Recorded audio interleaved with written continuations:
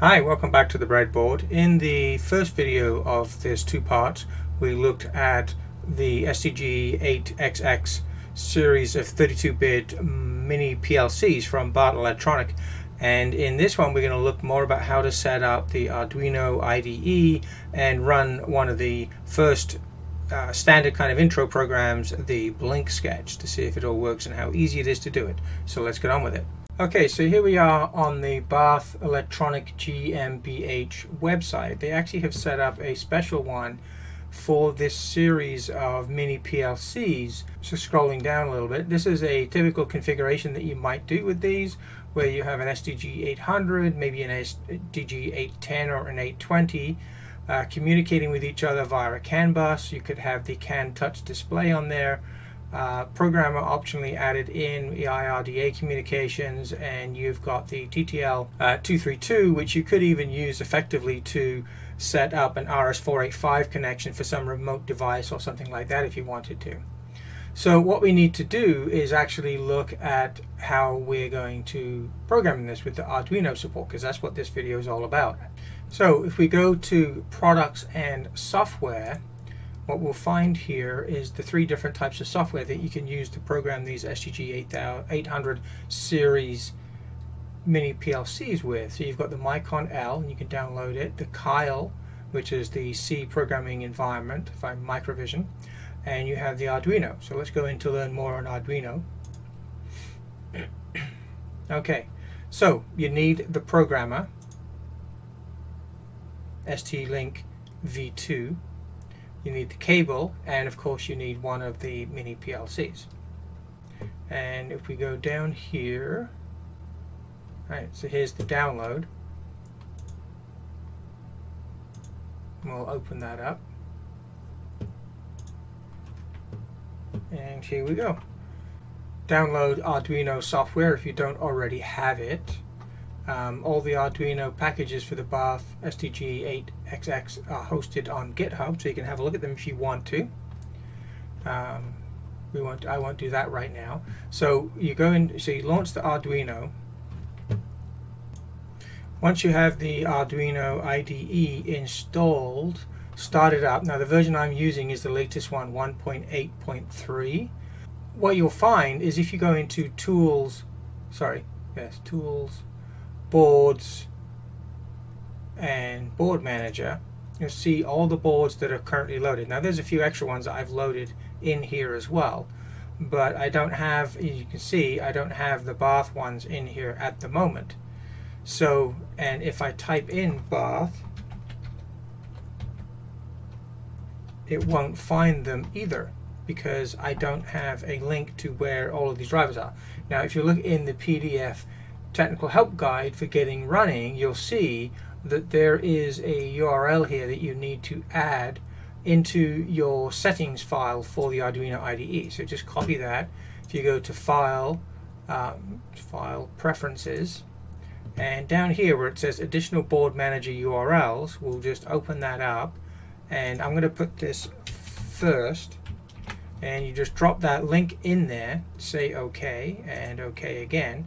Now that we've done that, if we go back into Tools, Board Manager, and type in Barth, you could also limit it by going to Contributed if you want, and there it is right there. So we don't even have to search for it because there's not too many contributed. So we just click on the one we want, we hit Install, and we let it do its thing, which will just take a few moments. And this is the same type of technique you use for pretty much any of the hardware that is now supported by the Arduino IDE. And while we're waiting for that to load, let's just have a look at what else is on the PDF that's provided. So we've gone through that, we've picked the Barth Mini PLC.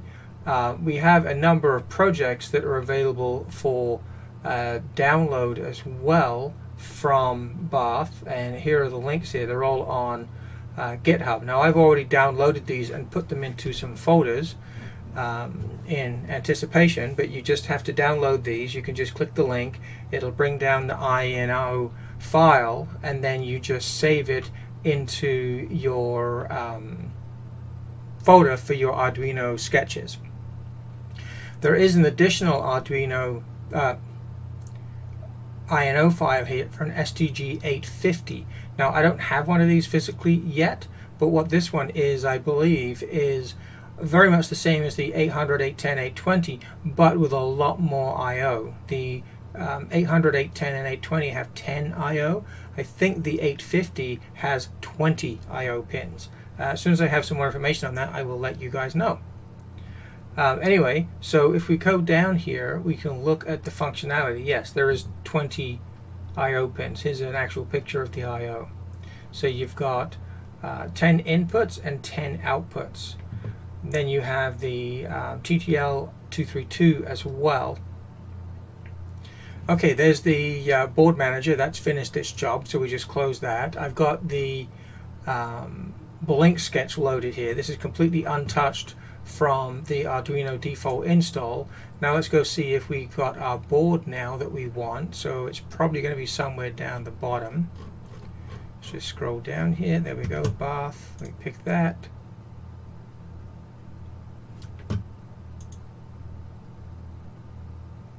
And then we have this extra item, extra menu here, where we can pick the one that we're going to program. So let's just pick the STG800 just as the starting one. So now we can test if everything is working by just hitting the verify for this Blink sketch and see if it'll actually complete its task of compiling without any errors. That will tell us that we've got a good install. Doesn't mean that we'll be able to program it yet, but it will tell us that we've got a good install and that the libraries and everything else to support the mapping of the C Arduino IDE wrappers for things like GPIO and everything else are mapped correctly through the compiler to the physical pins of the STM microcontroller that's in the STG800. So done compiling, no errors, so that's all good. We will look at hooking up an STG800 in just a moment. Let's just go through the functionality that's listed on this left-hand side, because it's got some very useful information in here for you. So we've got these in 1 through in 10, which are all digital inputs on the STG. And as I said before, these are, you can't change this because of the nature of the product. These are canned products. They're encapsulated, and they have either voltage converters to convert things like 24 volts down to 3.3 volts for the ST Micro, or they have high side FETs and things to allow you to control 1.5 amp at 24 volt loads and things on the outputs. So they do have fixed direction, either the in or the out. Now what you can see here with the inputs though is you've got 1, 2, 3, 4, 5, 6 analog read capable inputs, and then you've got a few digital reads. Now that doesn't mean you can't use the analogs for digital too. You can. You just have to treat it slightly differently, the same with any other ATmega based Arduino or something like that. It even gives you the Arduino initialization functions for setting up each of the pins, and then for the high side ones you're setting them as outputs. Also gives you the equivalent Arduino pin numbers and the command for setting those up as well. And then you've got the EEPROM available to you for saving parameters and things. And you have the TTL serial, which is set up here. Here is the 820, which has got the analog inputs. There's only 3 analog in, 2 digital in, 4 high side power MOSFET outputs, an analog output, which can also be used as a standard output, and the built-in LED, and of course the TTL serial, the 810, which has a PWM rather than an analog output, and then we have the STG800, which has PWM and it has no IRDA. So there's nothing in here indicating which pins the IRDA is using at the moment. So I may have to look into that to let you know how you can program those. This is not going to be the only video I do for these STG800 series mini PLCs. I will be doing some other ones with specific programming examples and things. So as I learn how to make use of things like the CAN bus and the TTL serial, I will share that knowledge with you. Anyway, so here is, I think that's pretty much everything. Let's just go down here. Yep, a little bit of debugging information. If you get any errors during the install and you don't see the Barth Mini PLC showing up in your Arduino IDE, it may be simply because you had some STM micro environments already added into your Arduino IDE. And I found the first time I did this, I got a couple of errors. I removed the original STM libraries and then reinstalled the Barth ones, and it worked just fine. I have reported this back to Barth, so hopefully they will be fixing that. So let's go back up here and see what else that we may need to do. As I said, I've already downloaded those. Yeah, I think we're ready to actually plug in an ST Micro programmer and program the STG800. Let me just go get those and plug them in.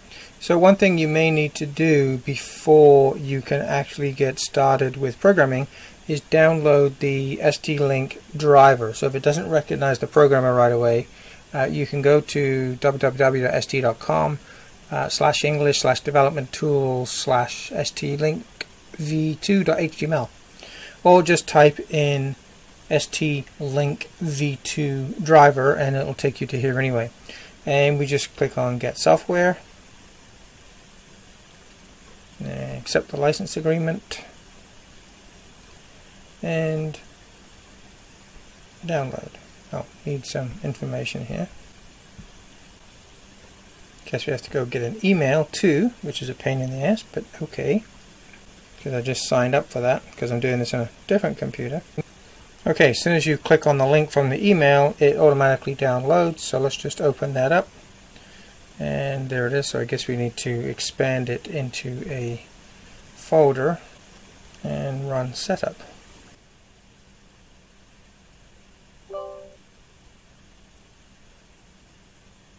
So that's all of that done. So now if we check with devices, we should have no errors this time. Good. So ready to rumble. Let's go back into Arduino IDE. So we've done everything there. This has completed its install. So let's try verify first. This is on a different computer, that's why I'm doing it again. Okay, so now we're ready to compile and upload the sketch. Let's just hit the compile and upload button and see what happens. Now right now the sketch is it's already blinking the light, and I think these mini PLCs come with effectively a blink kind of sketch, probably not with Arduino IDE already programmed into them, but the first thing here I want to see is that it will upload properly. So it's busy compiling, almost done. Should see some activity on the lights when it's ready to go. It's just running a little bit on the slow side. Give it a moment. A little bit of activity, and says it's done and it's uploaded the blink sketch. So not much difference to see there. Let's quickly change the parameters of the blink sketch just so we know we're actually uploading. So let's make it go at, oh, I don't know, 200 milliseconds instead, so that'll be blinking very rapidly. And just simply upload that. So right now it's about 1 second on, 1 second off. If it is programming truly from the Arduino IDE, then it'll go to a rapid 5 times a second blinking.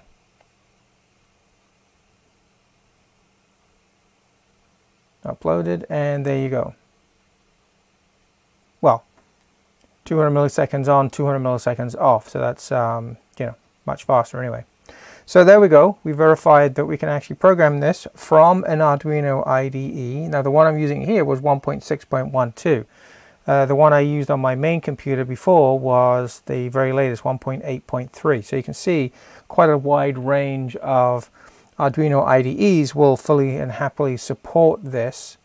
So it's the exact same process for the other sketches.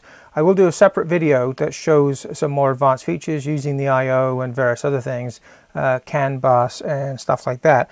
But for now, I think that is enough for this video. I just wanted to introduce you to the fact that these new mini PLCs exist, and the fact that Barth has gone the extra mile and given you 3 different programming options: the Mica software, the Kyle C programming environment, and the Arduino IDE. As you've seen, very easy to set up and use. For a lot of small jobs, these devices will quite happily fit the bill. They're very rugged. There's no networking or anything fancy like that, but you can connect up CAN bus devices and RS-232, but TTL level devices to them. So where can you get these things from? You can get them all from RS Components. I'll put the link in the description. RS Components were kind enough, along with Barth, to arrange to have all of these sent to me so that I can play with them. I'm not, aside from sending the products, I'm not paid to do this video or anything like that, so don't think I'm just giving it an unfair shout out or anything like that. But I am actually, and have been, quite impressed with Barth Engineering, both in their response to questions and also their rapid development of newer products and introducing newer ideas into them that have been suggested by either resellers or users of them and things like that. And this example right now is the fact that they have very quickly introduced the Arduino programming environment for these. So that's great. Anyway, next video on these Barth PLCs, I'll have some sensors set up as well as switches and various other things so we can actually see them working. Now, I have used Barth mini PLCs in previous videos, and I'll include a link to those as well. They were the STG 600 series, I believe. So if you want to see some programming with the Mica interface, which for those, that was all that was available at the time, then you can do so. And the Mica interface really hasn't changed except for adding the features to support the ST Micro 32-bit processors and these new STG 800, 810, and 820 mini PLCs. See you on the next one. Bye.